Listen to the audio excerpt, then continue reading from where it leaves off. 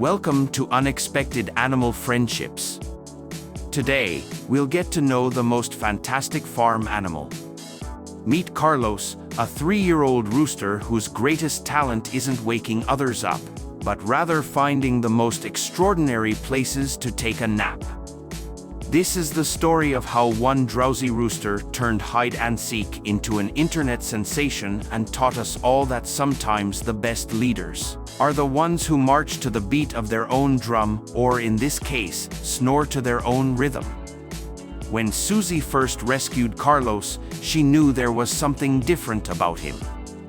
While most roosters pride themselves on being the first to rise, Carlos was found in a corner, head tucked down, as if to say, 5 more minutes, please.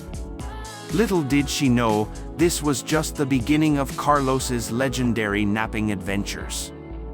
As we watch this montage of Carlos growing up, notice how his signature wild hairstyle emerged.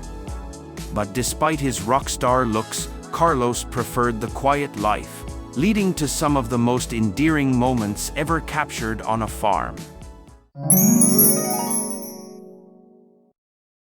Carlos turned napping into an art form. His hiding spots became increasingly creative. Sometimes he'd tuck himself into plastic bags like a feathered burrito, completely unwilling to move. Here, he's been caught sleeping with his head in the fence, right after eating. It's like everywhere is his bedroom. One day, Susie spent a long time looking for him and none of the other farm animals seemed to be able to help. Then, finally, she found Carlos wedged between 2 hay bales. How can that position be comfortable? I guess Carlos finds a way. Carlos isn't always good at hiding though. As we can see here, alongside Susie, sometimes his loyal following of hens gives away his location. They gather around his supposedly secret spots like fans at a concert. They've become unwitting participants in this daily game of Where's Carlos? I guess it's hard when you're such a rock star. Here's Carlos, achieving what appears to be chicken nirvana inside a bush, while Henrietta stands at a respectful distance, clearly struggling with several questions. Is he okay in there? Is this some advanced form of roostering that I don't understand? Should someone call chicken resources? There are other times though where not a hen is in sight. Susie would eventually wrap his feathers into 2 ponytails that bobbed with each step. His confidence shot through the roof. But alas, it seems the hens weren't quite ready for this level of fashion.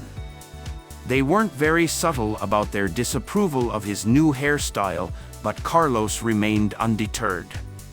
Just watch as he struts around, absolutely feeling his new look. Maybe he prefers not to have the attention. Now, picture this. It's lunchtime on the farm. The hens are living their best lives with their mealworms. The dogs are having a lovely buffet of treats. The cats are doing whatever cats do when we're not looking. And then there's Carlos, perched on a garbage can like a feathered gargoyle, completely transfixed by a garage door.